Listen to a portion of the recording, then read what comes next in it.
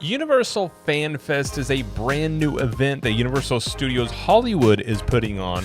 And even though this is a brand new event, I have heard nothing but great things and great feedback from people that have been to this event. And being over here in Florida, I am very curious about this, what this event is like, and if this possibly might be coming to Universal Studios Orlando as well. And to get some really good feedback about this event, I brought some guests on from Orange Grove 55 and Theme Park Conductor to talk about their experience going to this event. What do they think about it? And is this something that Universal could do not only in Universal Studios Florida, but could this be also a template they use for more after hours like events that they could do in the future at both Universal Studios Orlando and Universal Studios Hollywood? So that is what we're going to do today, is talk about Universal Studios FanFest. Universal FanFest nights happening at Universal Hollywood. So what this is, if you're unaware, it is a night, it says Fandom Awaits, Universal FanFest, an all-new after-hours event with the fandoms you love in one place, it says every event night. Celebrate with other fans, sci-fi, fantasy, gaming, and anime. Step into the worlds of Star Trek, Back to the Future, Dungeons and Dragons, One Piece, Jujutsu Kaisen, as well as Wizarding World of Harry Potter and Super Nintendo World. And it says Geek Out for Real, with in-world experiences, celebratory moments, themed food, and exclusive merchandise that takes fandom to a whole new level. So just want to put that out there. We're all on the same page. I haven't dug in a ton, but I haven't heard anybody come away saying they were disappointed or...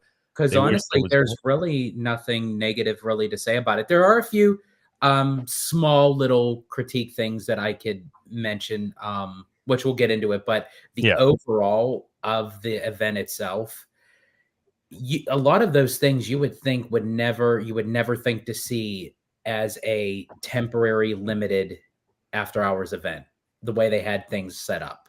The quality was so high. Like we were there with Theme Park Wizard, and he experienced it like a couple days before us, right? So he took us into the Star Trek. Like it's kind of interesting because Universal kind of took the HHN like maze model. Okay. And they turned that into like this nerdy walkthrough experience, which is kind of cool, right? They're kind of like, they're kind of pulling from that HHN experience. But anyway, you go through this Star Trek thing, and with the minute we get in there, I turn to Wizard and I'm like, this feels like a queue to like I feel like I'm in line for Space Mountain. Right. Like the quality was so high. And I'm like, this is wild to me. And you go through there, and it's like just full blown sets. I mean, one of the bridge I think was from the actual show, if I'm not mistaken. I mean, it was wild to me that this was a temporary thing because George and I, we went to 90s night over at Disneyland back in March, and then you'd get like a 2D wood cutout of Duckburg with a character standing in front of it, and we're here at Universal walking through this queue that looks like it's made for like a permanent attraction. That's awesome. Out the gate, we were just like blown away, Jared. I mean, it was really impressive, man. So first off, I want to actually start off with the pricing, actually, because I feel like this is very telling comparing to the Disney after hours events and Universal. For Abby and I, and also OG, we ended up adding the Express Pass to our FanFest ticket. So for me and Abby, it was about like $173 per ticket. If we didn't add the Express, it would have been like 75 odd change plus tax and what have you. Really?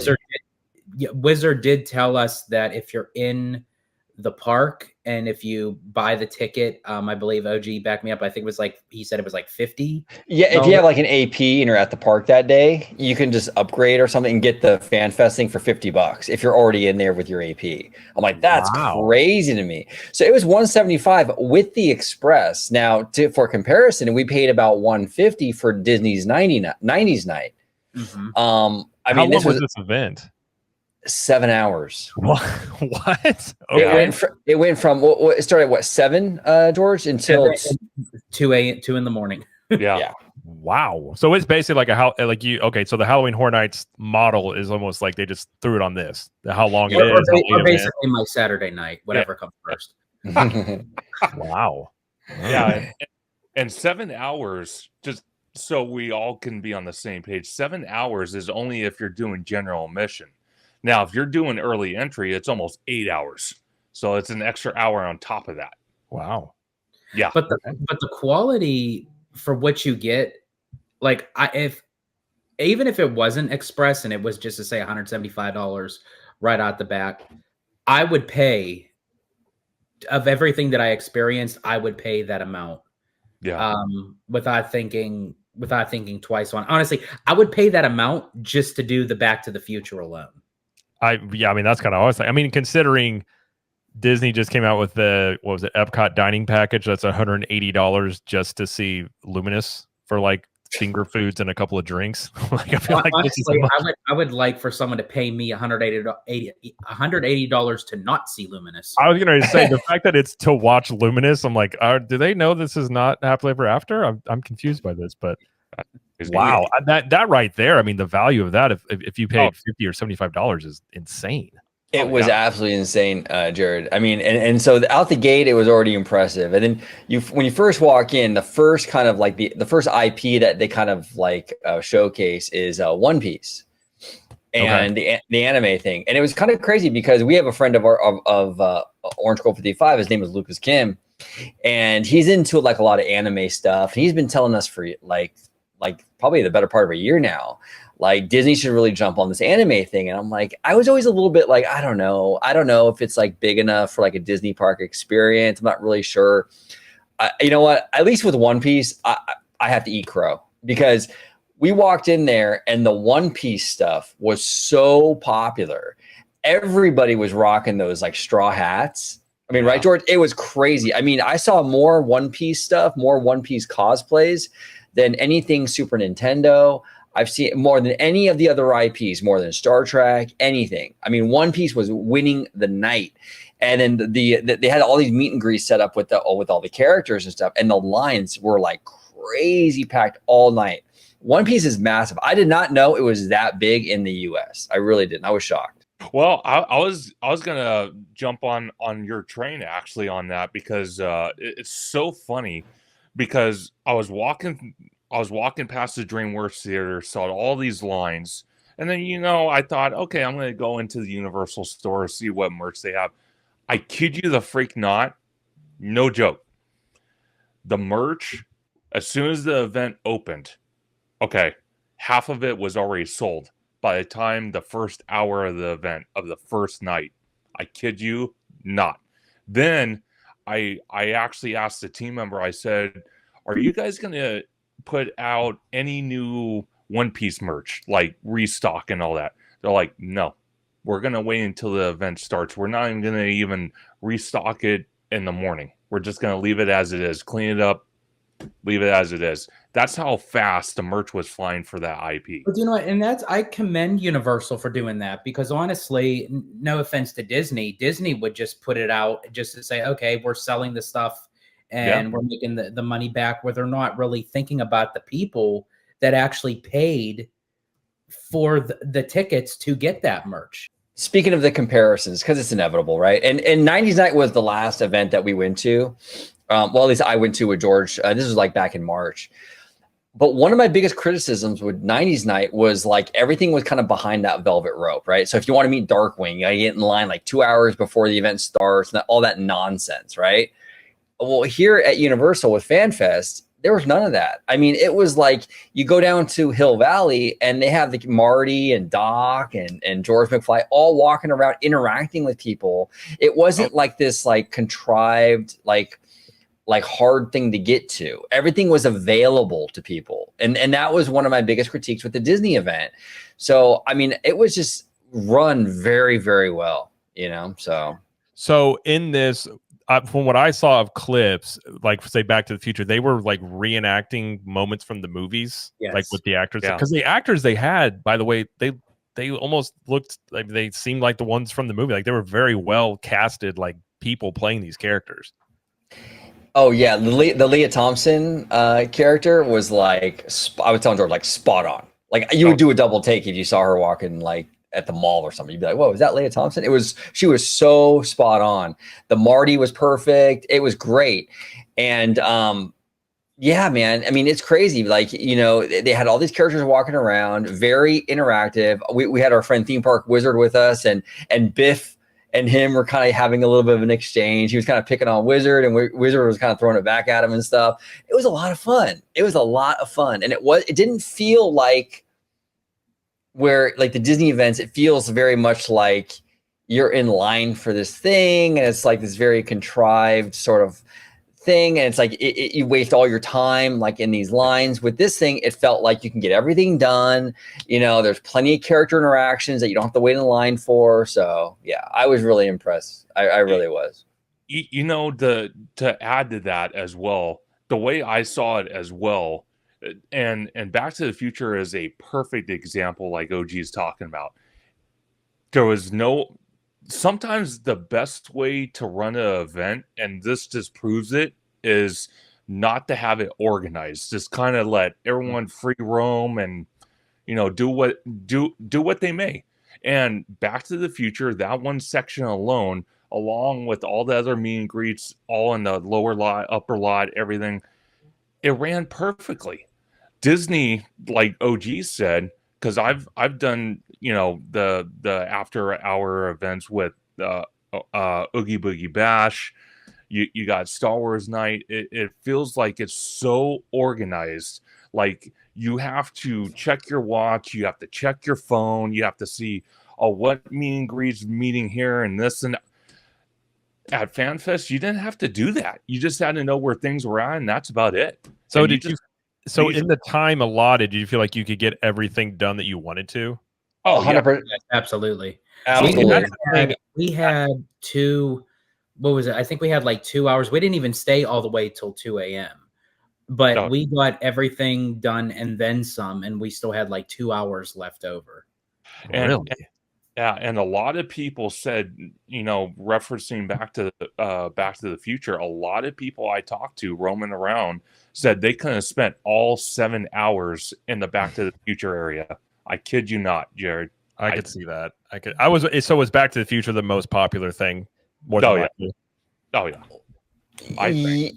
Yes and no. I mean, yeah. I mean, I do think that. Well, I'll say this. I think Back to the Future, like the entertainment offerings that Back to the Future offered, I think was the most popular. But I think as a franchise, and it shocks me to say this, I think One Piece was more popular. I saw so many people with One Piece stuff. I mean, it was like a movement. I was gonna ask you. I think we may have talked about it on the last live stream, but I do wonder about anime coming into the Universal Parks. Because anime, I'll be honest, I haven't seen any anime. I have been given lists because some of my friends are into it. I need to watch it, but I know it's huge and I know it's big. I like George. I think you were saying your son's into it. Mm-hmm. And that age demo of like preteens to teenagers, even I'm sure there's plenty of adults, but like I wonder about anime coming in more as a presence into the Universal Parks, because I feel like that is something that's completely untapped, kind of like what we've seen in Nintendo bringing video games into the parks. I wondered in general what that would be received like, and if given the response to it, if maybe they do more with anime. I had doubts. I honestly, I had doubts with anime coming to the park. Not even just Universal, but just any, like I was thinking, like, how does anime fit in to a theme park environment? But when they showcased One Piece and the Jujutsu, Jujutsu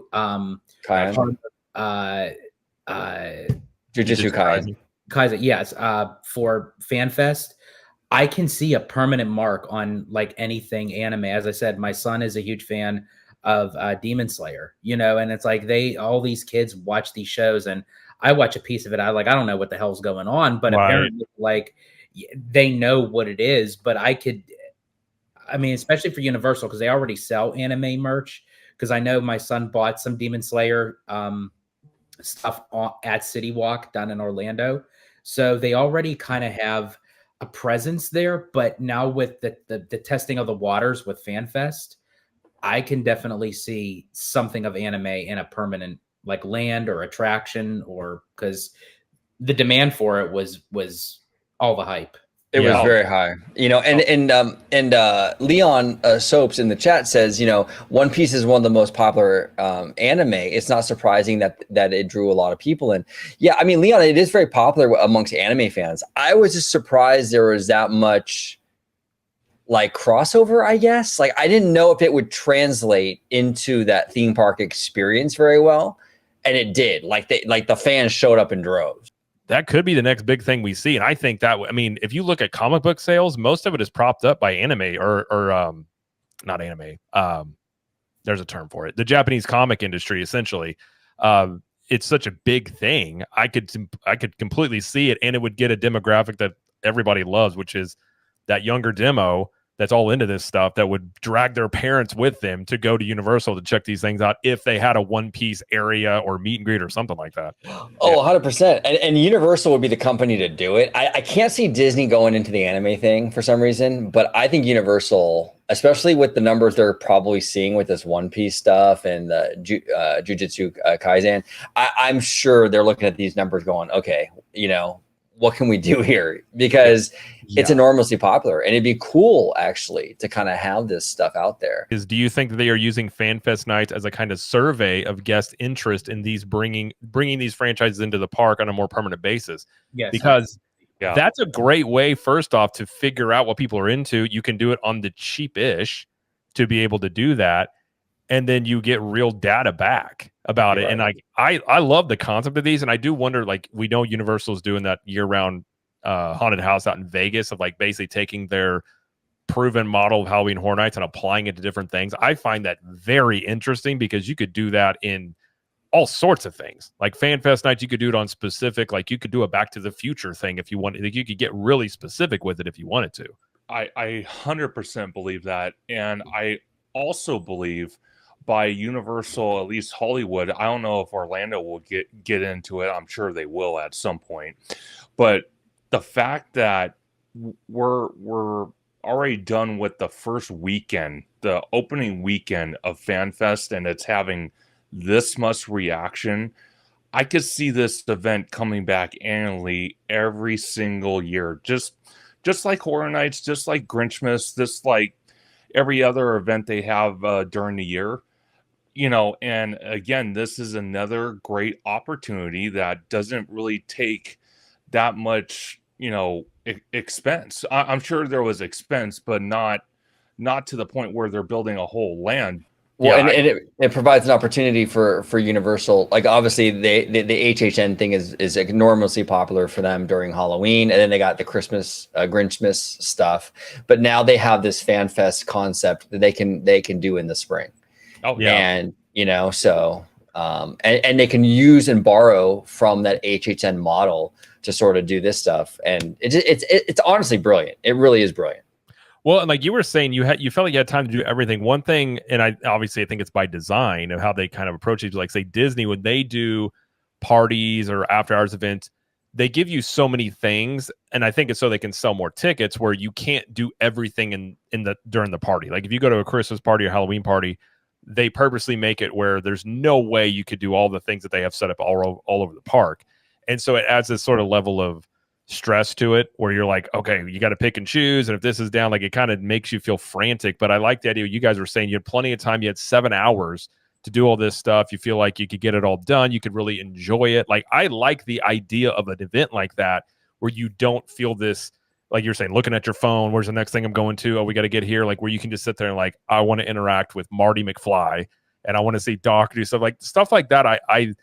I like that idea of it. And it really does lean into, I think, what Universal, I think something that they've always been consistent with it, but I think a lot of people have liked about them is it's a simpler destination for the most part. Like you don't have to be on your phone all the time, like doing fast passes or lightning lanes, whatever they're calling it, and all that stuff. So I like the idea of the pacing of it and the time you get. And the pricing, I would imagine, though, next year the pricing will probably go up because this was like an initial launch just to see where it was at. So, but even if they kept it under $100, to me, that's a good, that's a good deal on its own. And I also think, too, it's a psychological thing, too, with fans. Like if Disney or Universal would have you, more so with Disney, because they're the ones that notorious for doing this, take the Darkwing Duck meet and greet, for instance, because they kind of put him in this line where you need a specific wristband to meet him, and you have to get your wristband 3 hours before the event. They sell out. it's blocked out. You can't meet him. It's automatically telling fans, okay, it's going to start up a line to say, okay, well, we really got to meet Darkwing Duck. Where if they had him walking around, people would say, okay, he's going to be around. We can always come back later. Let's go do this. Let's go do that. Then we'll circle back and meet Darkwing Duck. I think when these companies start kind of monetizing in a sense of like how restrictive it is to do an activity, that's where the demand comes in. Because it's, oh, you can't be relaxed about it. You have to, I have to hurry up and I have to do this, because if I don't, I'm only going to have one shot and I'm not going to be able to do it for the remaining of the night. Yeah. But with Back to the Future, yeah, it was more laxed. You had the characters roaming everywhere. You had different sequences of the films. And if you happen to miss it, or if you had not really a good view of it, they do them like it just circles around like every like 20, 30 minutes. The storyline starts back up again. So you can interact with the characters all over again. And then the finale, they put the final scene of the Back to the Future, where Marty's going back to the future with the DeLorean, and Doc Brown's on, not physically, he's not on top of the clock tower. That would have been cool if they would have had a stunt guy. That would have been cool, right? Flying down, that would have been awesome. But they did have a lot of like smoke and pyrotechnic kind of thing, like the clock tower got struck by lightning, and it was really cool. And honestly, the fact of just standing on the grounds, not because of like a fan fest, okay, they're imitating the Back to the Future film, but the fact that they're imitating the film on the grounds of where they actually filmed the movie. You can't get that anywhere else. Well, it was wild to me because they would have the under the sea dance, right, off to the side, and they're playing the music, and all of a sudden the principal comes out and shuts the music down, right? He shuts the music down, and then the lights get dimmed, and then they play dun dun dun dun dun dun dun dun, and then you turn to the clock tower and they start the projection show. It's That's like awesome. So crazy. And everything around you, there's like a lot of like, I know for HHN, they call them scare actors, but I don't know what you'd call them here. Like, I guess just performers or actors, whatever. But like, there's a lot of them mixed in with people. So you have a lot of like 1950s era, like performers walking around through the crowd, interacting, and they're playing the old time 50s music and all this stuff. And it feels so real and organic, dude. And to be there on the spot where they film these movies, it was insane to me, man. I was so blown away by it. It was really something else. I was going to say, being at the spot where they filmed it, like, obviously you're not going to be able to, if they bring this to Orlando, you're not going to have that aspect of it. So it would be different. But that's what my wife was geeking out about. She's like, it's where it was filmed. And they get, like that part is really cool. Like to see all that. Yeah. I do wonder, I mean, if this is, how long are they doing these for? 3 weeks? Until May 18th, I think. Yeah. Okay. Which it actually got extended out. That wasn't the original final date. They extended it out due to the demand of, I guess, how many tickets were being sold. Okay. So they extended the event out. I mean, that's a good, I mean, if they're looking at this as a test run, I feel like from everything I've seen, what you guys are saying, it's been a very successful test run of this concept. I would assume something like this would come to Orlando. I don't know exactly how you would do a lot of it, but again, like we've talked about numerous times, I think it's very clear Back to the Future has a massive fan base. Like if they're curious, I mean, the fact they're putting it in the UK obviously tells you that, but the fact that, yeah, they're seeing all this, excitement for it. Like, I do wonder if this is partially them trying to also gather info about, okay, what if we throw this in here? What do people think about this? Because like Star Trek, where do the theme park rights go? Like all these properties that are in here, like, do they have the rights to them? Do you guys know? Or is it like the last thing I heard with Star Trek was at the Las Vegas Hilton. They had a Star Trek experience, which was years ago. I remember checking it out back in like 98 with my buddy.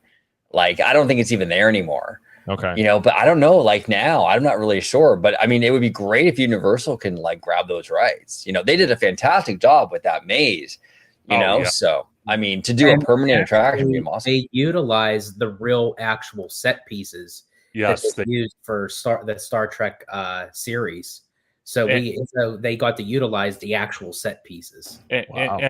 And like OG said, you know, for a first time for this event to happen and walking through not only Star Trek, but you know, walking through Dungeons and Dragons, you know, experiencing Back to the Future, you would actually think you're on, you know, these movie sets, these TV shows, and you wouldn't even think you're in the theme park. That's how well it was just designed, built, put together, reenacted. It's just like you said, Jared, at the very beginning, there was no bad anything. Everything was spot on, and I'm actually shocked for an event that it's the first time doing it.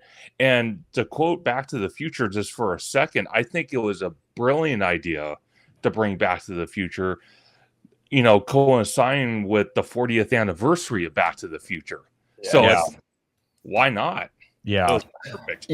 And Jared, a great thing they did, and this is something that I've been wanting, like, this is an example of Universal sort of like, Universal kind of has like a little bit of an edge to it. They're not scared to do kind of crazy stuff.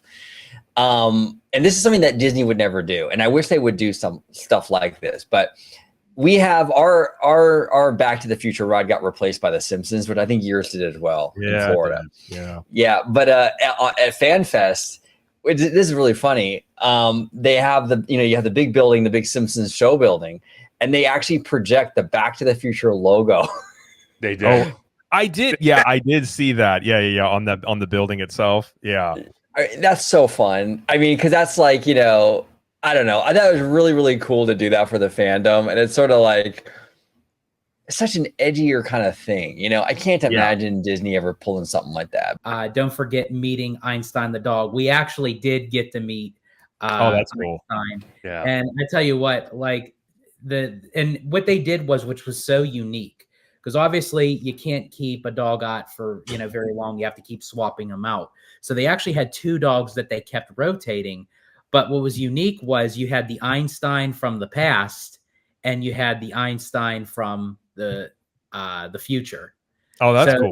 Yeah, so that was very unique of how they did. But I tell you what, those pups were, I mean, they sat there, they didn't care. Like, they let everyone pet them and get pictures, and they were such good boys. But to get creative, what I suggested was the next time around, retheme Hill Valley like the 2015 version of there you Park go. 2. That would be cool. Have, like, the cheesy 3D shark coming from like the theater. Yeah. Hoverboards. And that would be awesome. Really cool. When now another franchise that was actually very, very cool. It's actually the best maze, so to speak, in the event was Dungeons and Dragons. Okay. Yeah, and this thing was. And remember, Jared, remember that there was a Saturday morning cartoon back in the day. I do vaguely remember there being a cartoon. I was never into the game, but I do remember, in my memory, I do remember a cartoon. I don't remember being super into it, though. Yeah, that was like an 80s era, like Saturday morning thing or whatever. But this maze was incredible. They had like this giant, it wasn't an animatronic, it was more like a puppet. But this was so massive. Literally, I could have climbed into its mouth. Okay. Really? Like, it was this, right, George? I mean, and conductor, it was just so huge. Oh, yeah. And it's one of the final scenes, and you go in there, and it's like this big thing, and they got all kinds of stuff going on with like dragons and projections and like physical props. I'm like, this is amazing. I couldn't believe we were experiencing this thing. This is a temporary thing, only here for like another maybe 2 weeks or so. And they put all this money and effort into it like it was like a permanent attraction. It kind of blew my mind. I mean, to be quite honest with you. And that Dungeons and Dragons thing, anyone interested in going to FanFest, you've got to check that one out. It is absolutely bonkers. That's my number 2, really, is Dungeons and Dragons, like after the Back to the Future.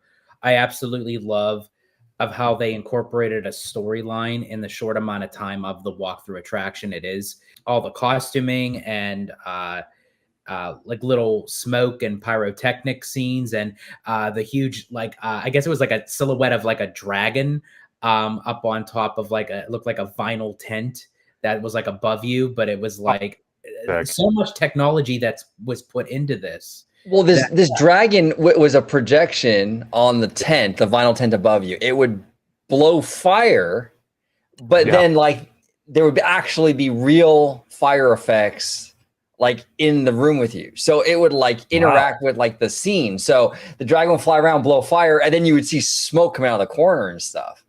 I'm like, this is wild to me. And so I'm not surprised that it was done well, because if they're able to do it for Halloween Horror Nights, they can just apply that to other things and to that quality. I think that's an asset that they could use for something like this or other things going forward, and just use that template and just apply it to different genres. Oh yeah, and that's the brilliance of FanFest, was because they borrow from everything they learned over the years. So they borrowed from the HHN thing. They also borrowed from like the Tram Tour movie making thing, right? With all this Back to the Future stuff. I mean, all these elements of like, of Universal's history was sort of brought in for this one event. And that's why I think it worked so well, because it was like they've learned over the years. No, I will say, and I'm just going to give a little small, tiny little, critique. It wasn't major, it wasn't big, but the Yoshi thing. Yes, go for it. Go for it. So we went into Super Nintendo World because my fiance Abby absolutely loves Yoshi. So we went into Super Nintendo World. It was already the sun had already set, obviously, for the event and everything, because they were only bringing Yoshi out for the event. Which, OG, I completely agree with you on the fact of, normally when we're in Super Nintendo World, I'm like only in there for like maybe 5 to 10 minutes, and then I have to get out. There's like so much going on. But at night, for some reason, there was people in there, but it felt more chill. It felt more like, because we were in there for a little bit of time, and the reason why was because we had just missed the cutoff for the line to meet Yoshi. They packed so many people in this kind of like small little roped off area. Once it hit capacity, they cut it off. Yoshi meets that group of people, and then they bring another set of people in line, which I don't really have too much of a problem with that. That's fine. If that's the way for them to orchestrate to, not have a whole lot of like a madhouse of people, fine. But where it kind of contradicts itself is they told people to not stand by where the queue is because it's a fire hazardous for like cast members, or not cast members, excuse me, team members, and just people walking, back and forth. We're like, okay, so we'll move away. As time's going by and the line's going, people are meeting Yoshi, all people start flocking near that area, waiting to get in line. And I'm thinking, okay, we were asked to leave. Why are they all standing there? Yeah. So I go up to a team member, very nice woman, by the way, and I asked her, I said, we were told that we can't stand here because it's a fire code. So are we allowed to stand here? Like what? And she said, no, actually you're not supposed to, but we can only say it so many times, and like to the guests. And if they listen, they listen. If they don't, they don't. And I'm like, I'm running a business. That's not going to fly. Right. Like, how many times like that? To me, that's not an answer. Yeah. I can only say it so many times. No, you make them move. Yeah. If it's a fire hazard, like they're saying, then they have to move. You can't just be like, well, I told them 3 times. I guess they're just going to have to stay there. Like, it doesn't work like that, Yeah. So that to me was, as an operational thing, that to me was a bit annoying. Like, again, very small, minor detail, but we did end up meeting Yoshi. Like, we were the first in line for the next run. Abby got her way through there. She went through. But we met Yoshi. It was really cool. And that was the only thing I could say out of the whole entire FanFest experience, was just the little bit of the operations when it came to meeting Yoshi. That if it's a fire code and it's for safety, you can't let guests dictate whether or not that they stand there or not. If that is a code and it is a rule, then you have to get a little bit of your cojones out, and you right. Now, I also do want to say, it's the only thing we didn't really cover, but like the Harry Potter thing was also very cool. I was going to ask about that, how that was. Yeah, it was. Now this is my first. I know that they've done like the projection shows out here in Hollywood before on the castle, and I've never seen them personally. And this castle's a beast, right? It's not like out here in California. I know a lot of Floridians give us a lot of crap about it, but our little castle out here at Disneyland, I mean, it's tiny, So you put projections on that, it's cool, but but this castle at Universal is massive. I mean, you're sitting there, you're like looking up, right? And all these projections it's so gorgeous, Jared. I mean, it's like this whole story centered around like the Sorting Hat and the different houses and stuff. Mm-hmm. But they turn like one of like the turrets into like Ollivander's wand shop. And at one point you have like the Hogwarts Express, like coming out of like the building with the steam. This is really, really dope. And then it was all mixed in with like pyro and fireworks. I mean, I loved it. I really did. It sounds kind of like they do a similar show that I think is going on right now. They do a projection show in Hogwarts. It sounds like a similar one. It may be the same one that they did out there for that one, but it is cool. Like the projections on there and like, it's very well done. Yeah. It's probably, it may be a little different out there for you guys for the event, but yeah, I think whatever the projection technology is, Universal has it as good as Disney does from what I've seen. Oh, 100%. It was gorgeous. Absolutely breathtaking. And then they had I don't even know the name of this little character. So for my Potterheads, if you know like the little platypus thing, the little black platypus thing in Fantastic Beasts, I don't know the official name of that little guy. Niffler. Niffler. Okay, they had little Niffler out there. And they had like the handler, and that was really cute. That was a cool little like interaction. But again, it wasn't behind a velvet rope like at Disney. It was just the handler was out there. She was out there chilling. You had Niffler out there with her, and you can walk up and just watch it. It was like easy peasy, right? I mean, it was so well handled. Everything. It was just you felt, and it was so because of that access to all the characters with Back to the Future, and you can just walk up and meet the little creature from Fantastic Beasts. Everything felt very immersive. Yes. Because you were constantly surrounded by things. You could walk up to various characters and, so it was pretty cool. For FanFest to give you 7 hours that runs into 2 a.m. in the morning, and Disney only gives 4 hours for double the price of the ticket.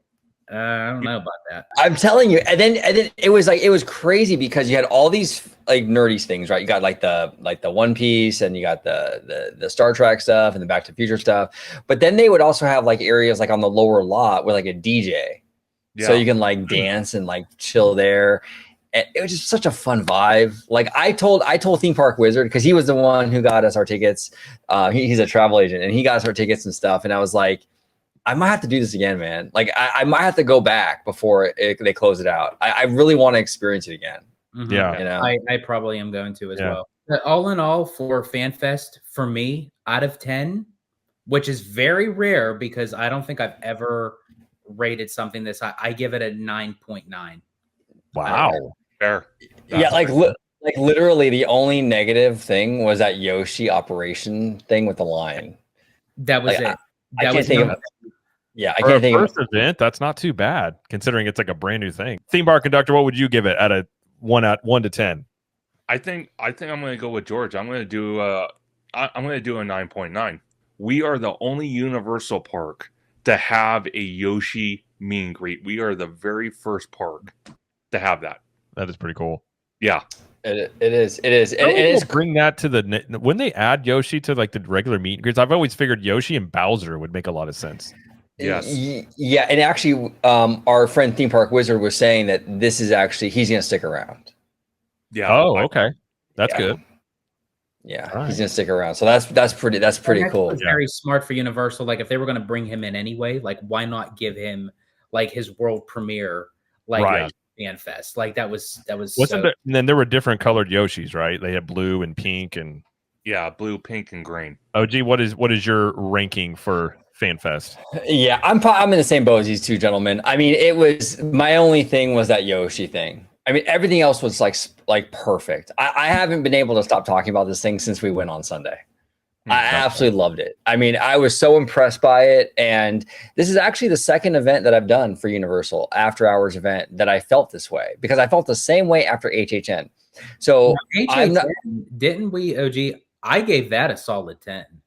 I usually never, I usually never give anything like a max to the 10, Right. but for me, HHN, that was a solid 10 for me. I mean, I loved it. I thought it was freaking amazing. I mean, I was like, this is crazy good. Like, you won me over on this event. And then fast forward now, like 6 months or something like that, to FanFest, and I feel the same way about this one. I'm like, so Universal really has their after hours game is like second to none. They are on top of this stuff. I think Universal has done a beautiful job with these events. So yeah, kudos to them.